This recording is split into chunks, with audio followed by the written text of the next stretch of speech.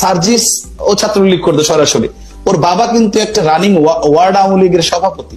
সম্প্রতি বাংলাদেশ ছাত্রলীগের সাবেক সাধারণ সম্পাদক গোলাম রাব্বানী একটি ফেসবুক পোস্টে সার্জিস আলমের বিরুদ্ধে গুরুতর অভিযোগ তুলেছেন, যা সামাজিক মাধ্যমে ব্যাপকভাবে ভাইরাল হয়েছে। গোলাম রাব্বানী তার পোস্টে দাবি করেছেন সার্জিস আলম ছাত্রলীগের আদর্শের সাথে বেইমানি করেছেন। গোলাম রাব্বানী তার পোস্টে লিখেছেন, সমন্বয়ক সার্জিস আলমের বাবার নাম মোহাম্মদ আখতারুজ্জামান সাজু, যিনি আলোয়াখোয়া ইউনিয়ন ৮ নং ওয়ার্ড আওয়ামী লীগের সভাপতি ছিলেন এবং একই সাথে আলোয়াখোয়া ইউনিয়ন আওয়ামী লীগের সাংগঠনিক সম্পাদক ছিলেন। এছাড়া তিনি শ্রম বিষয়ক সম্পাদক, আটোয়ারী উপজেলা আওয়ামী লীগ পঞ্চগড়ের দায়িত্ব পালন করেছেন। রাব্বানী আরও বলেছেন, সক্রিয় ছাত্রলীগ নেতা সার্জিস ডাকসু নির্বাচনে অমর ২১ হল সংসদে ছাত্রলীগের প্যানেল থেকে নির্বাচিত হন। তিনি হল ছাত্রলীগের পূর্ণাঙ্গ কমিটিতে শীর্ষ পদে আসীন হওয়ার জন্য ব্যাপক তদবির করেন। উদ্ভূত পরিস্থিতি না এলে কেন্দ্রীয় ছাত্রলীগের সভাপতির নিজ এলাকার ও আওয়ামী পরিবারের ছেলে হিসেবে এবং বঙ্গবন্ধু সম্পর্কে আবেগঘন বক্তব্য দিয়ে বিমোহিত করে হয়তো একসময় অমর ২১ হল ছাত্রলীগের সভাপতি অথবা সেক্রেটারি পদও বাগিয়ে নিতেন সার্জিস।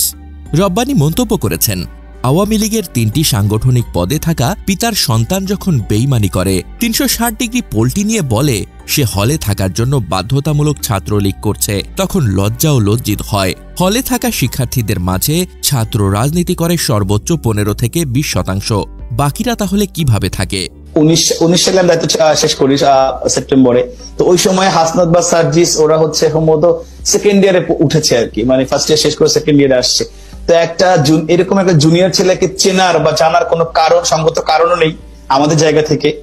এবং এখানে শুধু হাসনাত সার্জিস না, আমি সার্জিসকে চিনতাম না কোনো, ওর সাথে আমি পরবর্তীতে এই রিসেন্ট সময় একটা সেলফি দেখেছি, ওকে আমি আসলে চিন্তাম না। ওর বাড়ি যেতে পঞ্চগড়, ঢাকা বিশ্ববিদ্যালয়ের ছাত্রলীগ সাধারণ সম্পাদক ছিলেন তখন সাদ্দাম ডাকসুর জিএস। তার এলাকার পাশে বাড়ি হওয়ার কারণে তার সাথে রাজনীতি করতো। এবং সাদ্দামেরও দোষ দিব না, কারণ সার্জিসের বাবা আওয়ামী লীগ পরিবার থেকে বা সরাসরি আওয়ামী লীগ করা লোক, তাকে সাইড দেওয়া এবং ও আপনার ডিবেট করতো, ভালো ডিবেটিং এর ছিল, ২১ হলের ডিবেট ক্লাব সভাপতি ছিল। সুতরাং ওকে সুযোগ দেওয়াটা এটা খুব যৌক্তিক কারণে দিয়েছে, কিন্তু পরবর্তীতে যদি এক ধরনের বলবো যে বেইমানি করে ছাত্রলীগের সাথে। এদিকে রাব্বানীর পোস্টের কমেন্টে ফিরোজ নির্ভান লিখেছেন, মোস্তাক তো মুজিবের অত্যন্ত ঘনিষ্ঠ ছিল, সারা জীবন লীগের রাজনীতি করেছে, কিন্তু বিবেক যখন জাগ্রত হয়েছে তখন সব শেষ। সার্জিস আলমের ক্ষেত্রেও ঘুমন্ত বিবেক জাগ্রত হয়ে অনাচারের বিপক্ষে সোচ্চার হয়েছে। মিজানুর রহমান শাকিল লিখেছেন, ভাই, আপনার অ্যাডমিশনের সময় বিএনপি ক্ষমতায় থাকলে আপনি নিজেও ছাত্রদল করতেন। ছাত্রলীগকে অবস্থানে আনার জন্য বর্তমান সব নেতা দায়ী। আমাদের মতো হাজারো অ্যাক্টিভ কর্মী ছাত্রলীগ থেকে পদত্যাগের জন্য আপনাদের মতো পদলোভী নেতারাই দায়ী। দেলোয়ার হোসেন লিখেছেন, ভাই, আপনারা তো ছাত্রলীগটাকে ঢাবির পৈতৃক সম্পত্তি বানিয়েছেন। ঢাবিতে না পড়লে নেতা হওয়া যায় না, ঢাবি রাজা, বাকি সব প্রজা। দেখেন, আপনাদের তৈরি রাজারা দেশ দখল করে ফেলছে। দিন ইসলাম রাজন লিখেছেন, এ সুযোগ তো আপনারাই দিছেন, অন্য কোনো ছাত্র সংগঠন করতে না দিয়ে। বাবা আওয়ামী লীগ করলে ছেলেরও একই রাজনৈতিক আদর্শ হবে, এটা কই পাইছেন? এটা কি পৈতৃক সম্পত্তির অধিকার? এসব করে মূল কর্মীদের দূরে সরিয়ে দল শেষ করেছেন আপনারাই।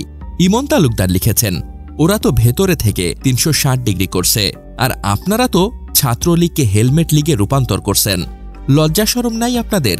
নিজেরা দল থেকে পদ বঞ্চিত হয়েছেন, পরবর্তীতে দলের দরজা বন্ধ ছিল, বেপরোয়া রাজনীতি করে একটা ছাত্র সংগঠনকে ঘৃণার বস্তুতে রূপান্তর করছেন।